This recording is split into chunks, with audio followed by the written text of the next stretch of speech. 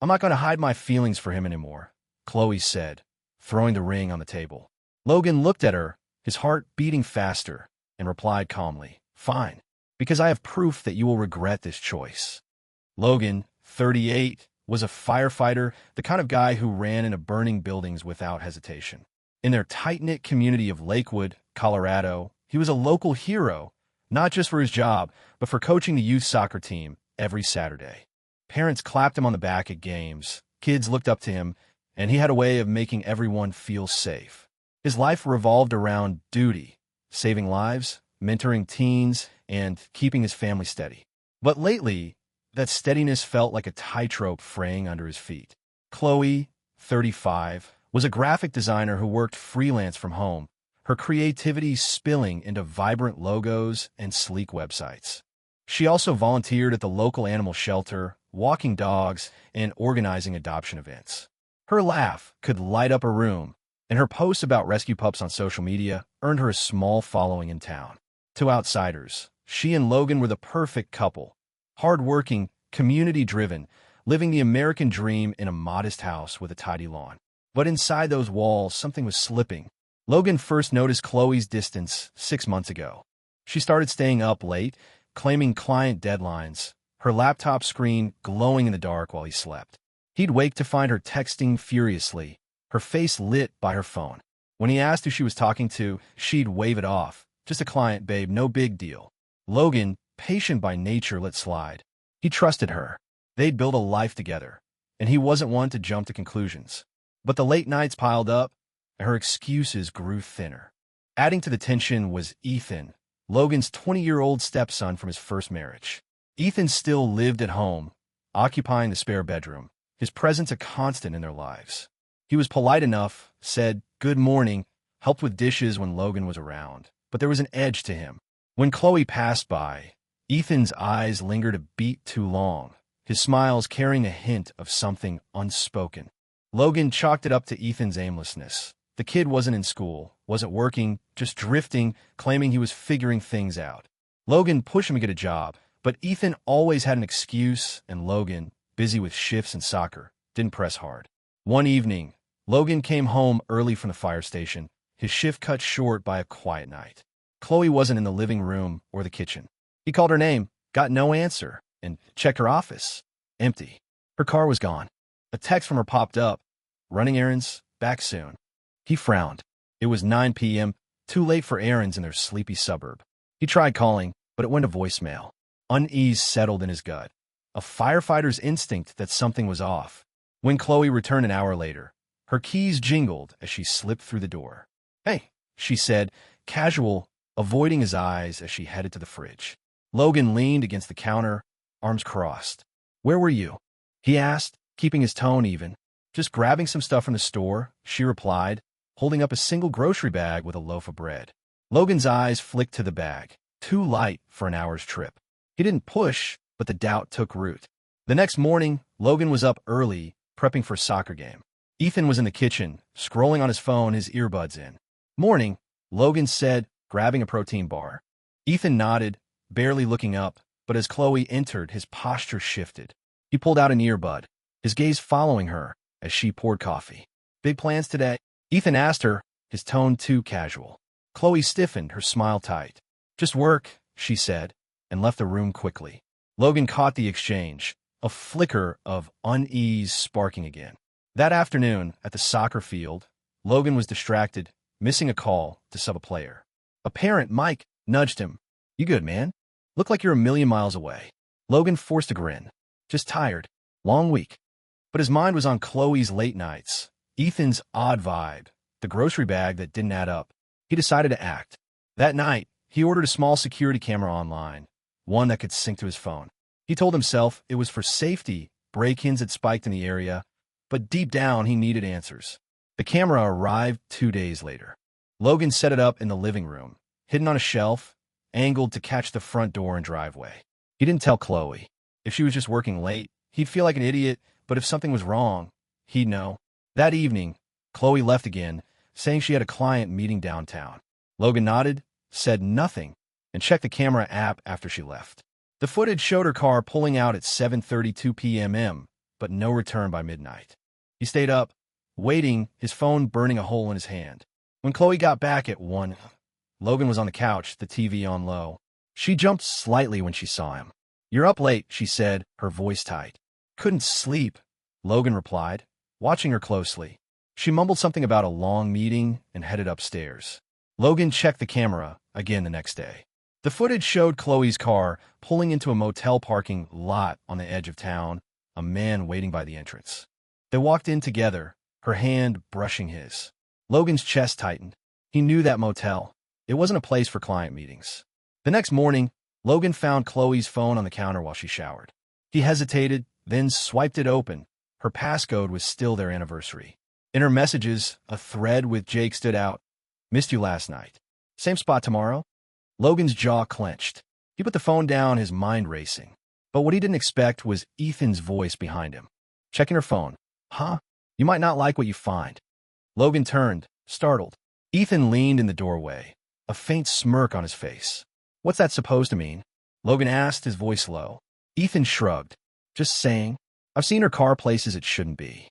He walked off, leaving Logan with a sinking feeling that the truth was uglier than he'd imagined.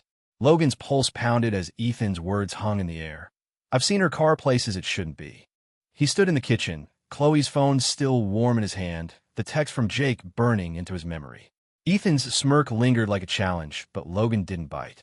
He set the phone down and walked away, his mind a tangle of suspicion. Chloe was hiding something, and now Ethan was too.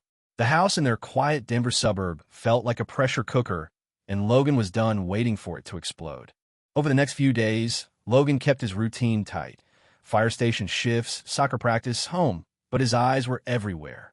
He checked the security camera app obsessively, catching Chloe leaving at odd hours, always with vague excuses: client dinner, shelter, event, ran late.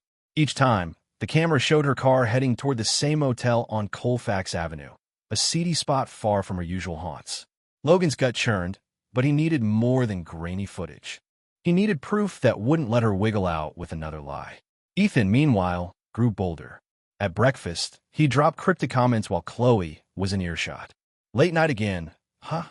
he'd say, stirring his cereal, his tone light but pointed.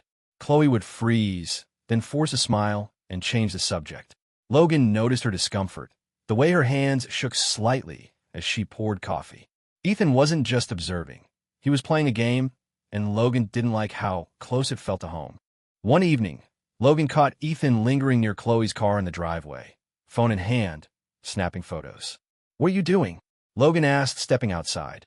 Ethan pocketed the phone, casual. "Just checking my texts." "Chill." But his eyes darted, and Logan's instincts screamed trouble. Determined to get answers, Logan took a half day from the fire station, claiming a doctor's appointment. He drove to the motel, parking across the street in a borrowed truck from a buddy to avoid recognition. At 7:45 p.m., Chloe's car pulled in. A man, Jake, Logan assumed, met her at the entrance, his hand grazing her back as they disappeared inside. Logan gripped the steering wheel, his knuckles white but stayed put. He wasn't here for a confrontation, not yet. He needed evidence that would hold up, something undeniable. Back home, Logan synced the camera footage to his laptop, building a timeline. Chloe's client meetings aligned perfectly with motel visits, 3 times in the past week. He cross-checked her phone's location history, still accessible through their shared cloud account. It confirmed the pattern: Colfax Avenue, always between 7 and 9 p.m. But what unsettled him more was Ethan. The camera caught him leaving the house minutes after Chloe, returning hours later, always with that same smug look. Logan dug deeper, checking Ethan's social media. A private account, locked down, but a friend's tagged photo showed Ethan near the motel, timestamped during one of Chloe's visits. He wasn't just drifting, he was following her. Logan decided to test Ethan. At dinner, he kept it light, asking about Ethan's plans. "Still figuring things out?" Logan said, passing the potatoes. Ethan shrugged, eyes on his plate. "Yeah, thinking about a road trip. Need to clear my head." Chloe, silent, pushed her food around. Logan pressed. "Where to? Colfax Avenue?" Ethan's fork paused, his jaw tightening. "Nah, maybe the mountains," he said too quick. Chloe's eyes flicked to Logan, then away. The air crackled with unspoken truths. That night, Logan installed a second camera, this one in the garage, angled at Chloe's car. The next evening, as Chloe left for another meeting, the garage camera caught Ethan slipping out, phone in hand, trailing her at a distance. Logan followed in his truck, keeping far enough back to stay unnoticed. Ethan parked a block from the motel, watching from his car as Chloe and Jake entered. Logan recorded it all on his phone, his heart pounding. Ethan wasn't just nosy. He was stalking her, collecting something. But for what? The next morning, Logan confronted Chloe alone, before Ethan was up. He showed her the motel footage, his voice steady but cold. "Who's Jake?" Chloe's face drained of color. She stammered, "He's just a client, Logan, I swear." Logan held up his phone, showing Jake's texts. "Clients don't say missed you last night. Talk." Chloe's shoulders slumped. She admitted to a fling with Jake, a co-worker from a freelance project. "It was a mistake," she said, tears welling. "I felt ignored, Logan. You're always at work, the station, the kids. I messed up." Logan's jaw clenched. "You didn't just mess up. You lied. Repeatedly." Before Chloe could respond, Ethan appeared in the doorway, his timing too perfect. "Trouble in paradise?" he said, leaning against the frame, a faint grin on his lips. Logan turned, his patience gone. "Stay out of this, Ethan." But Ethan didn't back down. "I know what she's been up to," he said, eyes on Chloe. "Saw her with that guy. Got proof, too." He held up his phone, a photo of Chloe and Jake at the motel, glowing on the screen. Chloe gasped, stepping back. "You've been following me?" she asked, her voice shaking. Ethan shrugged. "Just looking out for Dad." Logan's mind raced. Ethan's proof wasn't about loyalty, it was leverage. He remembered Ethan's lingering looks, the photos by the car, the way he'd taunted Chloe. "What do you want, Ethan?" Logan asked, his voice low. Ethan's grin widened. "Just want us to be a family, you know? But Chloe's making that hard." He paused, looking at her. "Unless she makes it right." The implication hung heavy, and Chloe's face went pale. "You're sick," she whispered, backing toward the counter. Logan stepped between them. "Enough." "Ethan, upstairs." "Now." Ethan hesitated, then sauntered off, his phone still in hand. Logan turned to Chloe. "He's not just watching you. He's got an agenda. What's he said to you?" Chloe swallowed, her voice barely audible. "He cornered me yesterday. Said he'd keep quiet if I did something for him." She choked on the words. "I told him to go to hell." Logan's blood ran cold. This wasn't just about Chloe's affair. Ethan was crossing lines, turning betrayal into a weapon. Logan spent the night planning. He copied the camera footage, Ethan's photos, and Chloe's location data to a secure drive. He called a friend at the Lakewood police, explaining the situation without naming names yet. "Sounds like stalking," the friend said. "Get hard evidence, texts, recordings, anything. Then bring it in." Logan nodded, his resolve hardening. He'd trusted Chloe and Ethan to be family, but both had broken that trust in different ways. Now, he'd protect himself and the truth before the house came crashing down. Logan's hands shook as he backed up the last of the camera footage to his secure drive. Chloe's admission of her affair with Jake and Ethan's chilling blackmail attempt played on a loop in his mind. The Denver suburb house, once a haven, now felt like a trap. Ethan's smug threat, "unless she makes it right," had crossed a line, and Logan knew he was dealing with more than a wayward stepson. He needed to act fast, before Ethan's game escalated or Chloe's guilt buried the truth. The next morning, Logan woke early, his firefighter instincts kicking in, assess, plan, execute. He checked the garage camera. Ethan had slipped out again last night, returning it to with a duffel bag he didn't have before. Logan scoot twisted. He called his police friend, Sarah, and set up a meeting at the Lakewood station for that afternoon. "Bring everything you've got," she said. "If this kid's stalking, we'll need it airtight." Logan spent the morning organizing evidence. Motel footage, Chloe's location history, Ethan's photos, and a time-stamped clip of Ethan tailing her car. Chloe, meanwhile, was unraveling. She called in sick to her freelance clients, her voice shaky as she canceled shelter shifts. Logan found her in the kitchen, staring at her phone, a text from Jake open. "You okay? Missed you last night." Logan's jaw tightened, but he kept focus. "We need to talk about Ethan," he said, keeping his tone even. Chloe's eyes darted up, fear flickering. "He's been texting me," she whispered, showing Logan her phone. The message from an unknown number read, "I'm watching. Be smart." Logan's blood boiled. "Save it. Don't respond," he instructed, pocketing a screenshot. At noon, Logan caught Ethan in the driveway, tinkering with his bike. "We need to talk," Logan said, arms crossed. Ethan stood, wiping his hands, his expression cool. "About what? Your wife's side hustle?" Logan stepped closer, voice low. "I know you're following her. How about footage? What's your play here?" Ethan's smirk faltered, but he recovered fast. "Just protecting you, Dad. She's cheating. Thought you want proof." Logan held his gaze. "You're not protecting anyone. You're threatening her. That ends now." Ethan shrugged, walking off, but Logan saw the tension in his shoulders. That afternoon, Logan met Sarah at the station. He laid out the evidence: camera clips, Ethan's photos, Chloe's texts. Sarah's brow furrowed as she watched Ethan tailing Chloe's car. "This isn't just nosy," she said. "He's building something. Could be blackmail, could be worse. Any history of this behavior?" Logan shook his head. "He's been aimless, but nothing like this." Sarah nodded. "We can't arrest him yet, but we can question him. Keep recording. If he escalates, we move." Back home, Logan found Chloe packing a bag. "I can't stay here," she said, her voice breaking. "He's everywhere, Logan. I am scared." Logan grabbed her arm gently. "You're not running. We're handling this together. Tell me everything he's done." Chloe hesitated, then spilled it. Ethan's lingering stares, his accidental brushes past her, the way he'd wait by her car. Last week, he'd cornered her in the garage, whispering, "I can make this go away if you play nice." Logan's fists clenched. "Why didn't you tell me?" Chloe's eyes filled with tears. "I was ashamed. About Jake, about everything." Logan's phone buzzed, a new camera alert. He opened the app, and his stomach dropped. The garage footage showed Ethan slipping in at 3 a.m., planting something under Chloe's car seat. Logan rushed to the garage, Chloe behind him.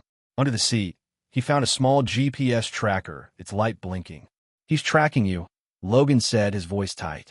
Chloe gasped, stepping back. Logan bagged the device and called Sarah. "This changes things," she said. "Bring it in.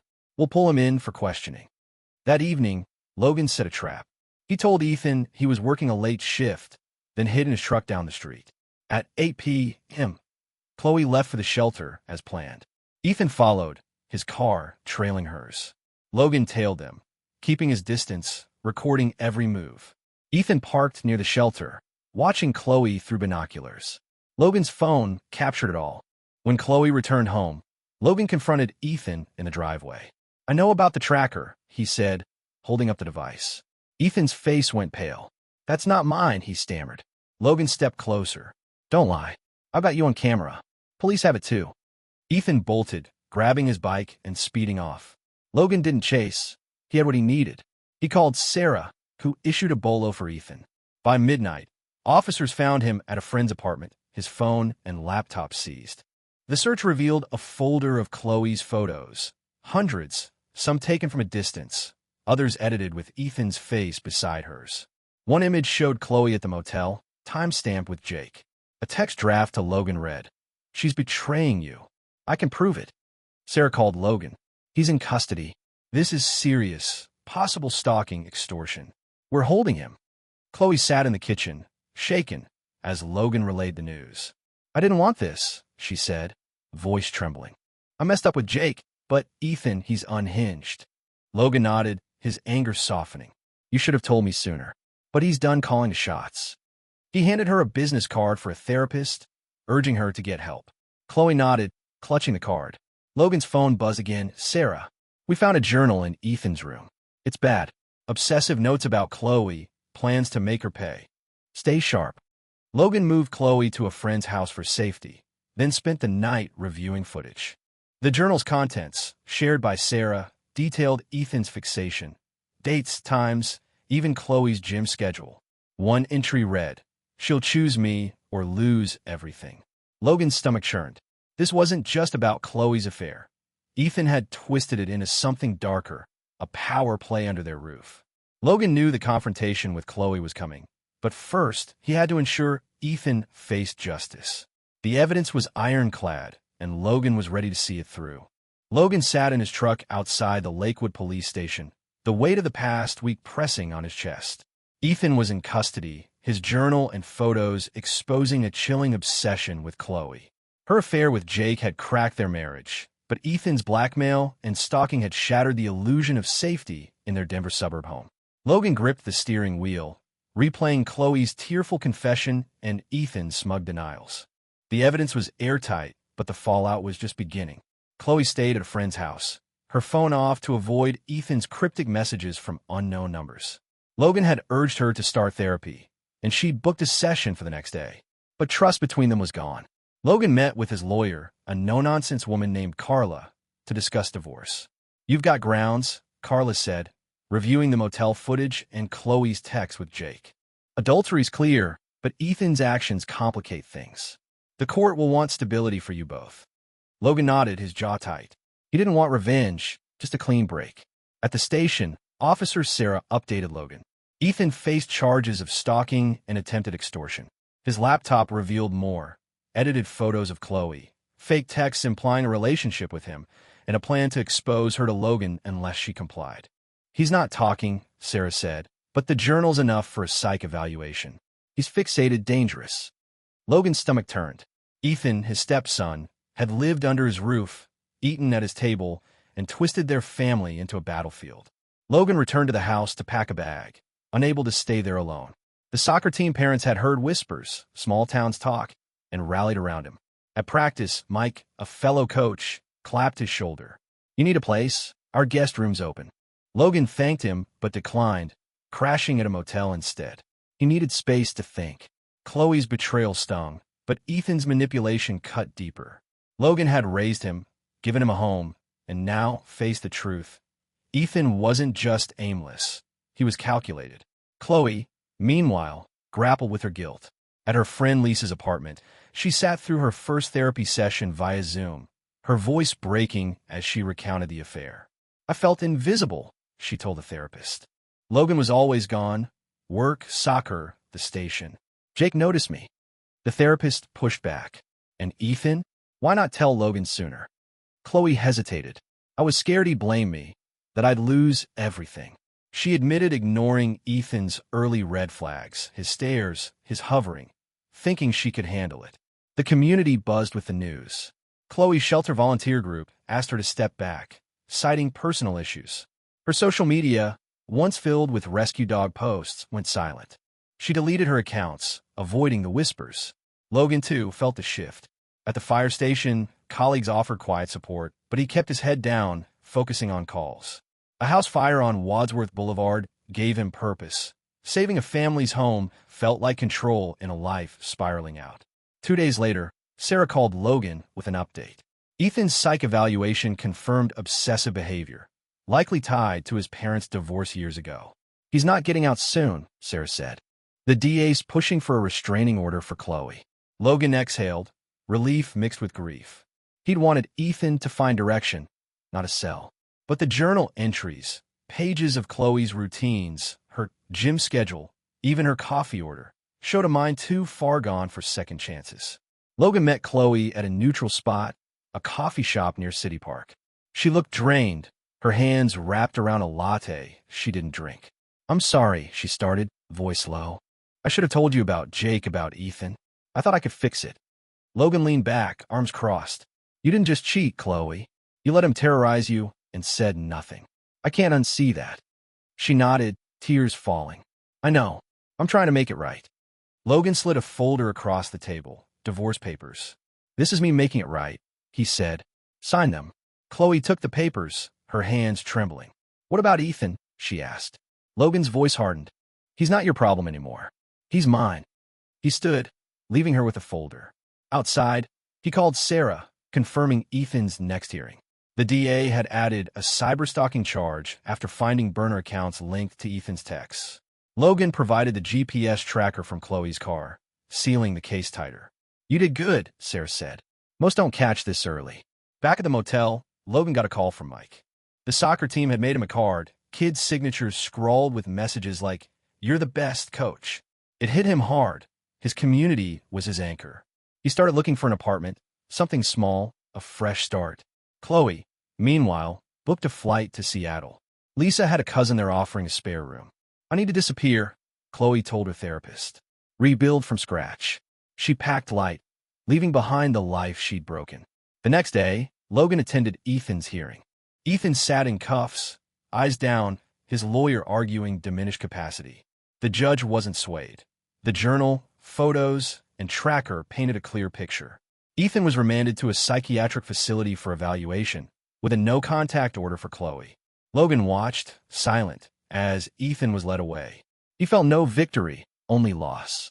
The kid he tried to guide had become a stranger, and the wife he'd loved had become a ghost. Logan drove to the fire station, ready for his next shift. The routine, checking gear, running drills, grounded him. Chloe boarded her flight, staring out the window as Denver shrank below. She clutched a notebook, her therapist's advice written inside. Own your mistakes, but don't let them own you. The plane lifted off, carrying her toward a new city, a new chance. Back in Lakewood, Logan laced up for soccer practice, the kids' cheers pulling him forward. The house was empty now, but the real fallout was just beginning. Logan stood on the sidelines of the Lakewood soccer field, whistle around his neck, watching the kids sprint through drills. The Denver sun was setting, casting long shadows, but the cheers of his team kept the cold at bay. Ethan was in a psychiatric facility, his stalking and blackmail exposed. Chloe was gone, her signature on the divorce papers finalizing the end of their marriage. The house they'd shared sat empty, a for sale sign staked in the yard. Logan had moved into a small apartment, a clean slate, but the scars of betrayal and manipulation lingered. Chloe had settled in Seattle, living in her friend's cousin's spare room. She found work as a graphic designer for a small startup, her days filled with mock-ups and deadlines. Therapy twice a week kept her grounded. You made a mistake, but you're not the mistake, her therapist said, urging her to rebuild trust in herself. Chloe avoided social media, changed her number, and kept her address private. Ethan's obsessive photos and texts haunted her, but distance gave her space to breathe. She started volunteering at a Seattle animal shelter, walking dogs again, each step a quiet reclaiming of her old self. Logan, meanwhile, leaned into his routine. The fire station was his anchor. Long shifts, emergency calls, the camaraderie of his crew. At a house fire on Alameda Avenue, he pulled a trapped teenager from a basement, earning a commendation from the chief. "You're a rock, Turner," the chief said. Logan nodded, but inside, he was still piecing himself together. The soccer team helped. The kids, oblivious to his personal storm, tackled him with hugs after a big win. Parents brought him coffee, asked how he was holding up. One day at a time, he'd say, forcing a smile. Ethan's case moved forward. At his final hearing, Logan sat in the back of the courtroom, arms crossed. The judge reviewed the evidence. The journal detailing Ethan's fixation on Chloe, the GPS tracker from her car, the photos and fake texts. The prosecution pushed for a 2-year commitment to a psychiatric facility with mandatory therapy, citing Ethan's clear risk to others. His lawyer argued emotional trauma from his parents' divorce, but the judge was unmoved. "This wasn't distress," she said. "This was calculated." Ethan was sentenced, his face blank, as he was led away. A restraining order barred him from contacting Chloe or Logan, even after release. Logan met with Officer Sarah after the hearing. "He'll be monitored," she said, handing over the final report. "But stay vigilant. Guys like this don't always let go." Logan nodded, pocketing the report. He'd already changed his locks, installed cameras at his new apartment, and warned his fire station crew to flag any odd visitors. Ethan's journal had shaken him. Pages of Chloe's routines, mixed with delusions of winning her. Logan burned the copy Sarah gave him, wanting no trace of it. Chloe, in Seattle, faced her own challenges. A co-worker, noticing her quiet demeanor, invited her to a book club. She hesitated, but joined, finding solace in discussing novels over coffee.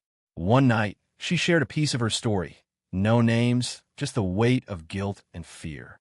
The group listened, no judgment, and a woman named Mia offered her number. "You're not alone," Mia said. Chloe saved it, a small step toward trust. She started journaling, too, writing letters she'd never send to Logan, apologizing for the affair and her silence about Ethan. Back in Lakewood, Logan got a call from his lawyer, Carla. The divorce was finalized, the house sold, proceeds split evenly. "You're free," Carla said. Logan didn't feel free, just unmoored. He threw himself into coaching, planning a summer soccer camp for the kids. At the fire station, he was promoted to lieutenant, a role that meant more responsibility but also purpose. His crew threw a small party, beers and bad karaoke, and for the first time in months, Logan laughed without forcing it. Chloe's therapy sessions dug deeper. She admitted to ignoring Ethan's early signs, his lingering looks, his too close presence, because she didn't want to seem paranoid. "I blame myself for everything," she told her therapist. The affair, Ethan's actions, losing Logan. The therapist pushed her to reframe it. "You made a choice with Jake, but Ethan's choices were his own. You didn't cause his obsession." Chloe started to believe it bit by bit. She took a self-defense class, not out of fear but to feel strong again. One evening, Logan got a letter forwarded from his old address. It was from Chloe, handwritten, no return address. "I'm sorry for breaking us," it read. "I should have been honest about Jake, about Ethan. I'm trying to be better.